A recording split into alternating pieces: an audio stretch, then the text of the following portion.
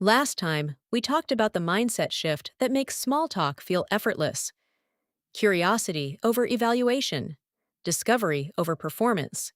But there's a moment in almost every small talk conversation where most people accidentally let it die. The moment where the topic runs out, the energy dips, and the conversation quietly slides toward, well, nice talking to you. This is the video about that exact moment and what to do with it instead. Let's start with something researchers who study conversation dynamics have noticed. Most small talk exchanges have a natural point where they could go one of two directions. They can stay surface level and politely wind down, or they can shift into something researchers call self-disclosure, sharing something slightly more personal than the conversation strictly required. This shift is the actual hinge point between small talk and real connection, and almost nobody plans for it. It just happens, or it doesn't. The first tool for creating this shift on purpose is what you might call the upgrade question. Most small talk stays in the zone of facts. What do you do? How do you know the host? How's the weather been? An upgrade question takes a fact the person just gave you and asks for the experience or opinion behind it, instead of another fact.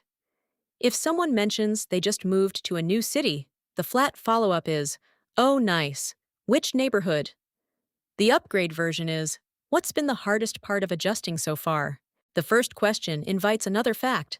The second one invites a story, and stories are where actual connection lives. This works because facts sit on the surface of someone's experience.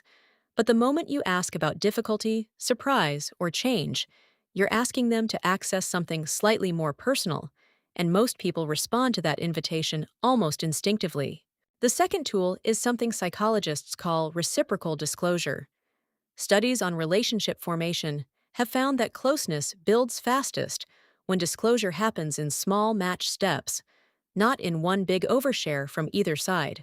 If someone shares something slightly personal, the instinct many people have is to immediately ask them another question, to keep the spotlight on them.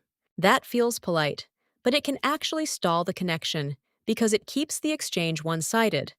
The more effective move is to match their disclosure with a small piece of your own before asking anything else. They mention their job has been stressful lately. Instead of jumping straight to, "Oh, what's been going on?" Try, "Yeah, I get that. I've had a pretty overwhelming few weeks myself." And then ask your question. That one extra sentence does something subtle but important. It signals this isn't an interview, this is an exchange. And exchanges are what people remember. The third tool is noticing what researchers sometimes call the energy shift, a specific verbal or physical cue that shows a topic actually landed. A slight change in tone, a laugh that sounds more real than polite, a pause where the person seems to actually be thinking rather than just responding. Most people talk right past these moments, already planning their next question. But this is exactly the spot worth staying in a little longer. Instead of moving to a new topic, you simply ask one more layer deep on the thing that just landed. "Wait, say more about that." Or, "What made you decide that?" This single move, staying instead of moving on, is one of the most reliable ways to turn a pleasant exchange into a memorable one. The fourth tool addresses the ending, because how a small talk conversation closes often determines whether it becomes a one-time interaction or the start of something. Most people end conversations with a vague, generic closing. "It was nice talking to you." Pleasant, but forgettable, because it doesn't reference anything specific about what was actually said. A more effective closing references one specific detail from the conversation and turns it into either a memory hook or a reason to continue. Something like, "I'm definitely going to think about what you said about switching careers." Or, "Good luck with the move." Seriously, that sounds like a lot. This does two things. It proves you were actually listening, the same signal from the original tracking technique, and it gives the conversation a natural, specific ending instead of a vague one. If it makes sense to continue the connection, this is also the natural moment to suggest it, whether that's exchanging contact information or simply saying you'd like to continue the conversation another time. Because you've referenced something real, that suggestion lands as genuine interest, not as an obligatory social script. Here's the important nuance in all of this. Not every small talk conversation needs to become a deep connection. Most won't, And that's completely fine. The goal isn't to turn every interaction into something meaningful.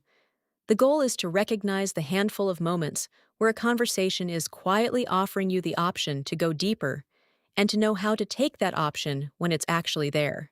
Most people miss it, not because they don't care, but because nobody ever pointed out that the option was there in the first place. So, to recap, ask the upgrade question that invites a story instead of another fact. Match disclosure instead of only asking. Stay in the moment when you notice a real energy shift instead of moving past it. And close with something specific instead of something generic. None of this requires charisma or being naturally outgoing. It just requires noticing the handful of small hinge points that were there in every conversation all along and choosing, on purpose, to walk through them.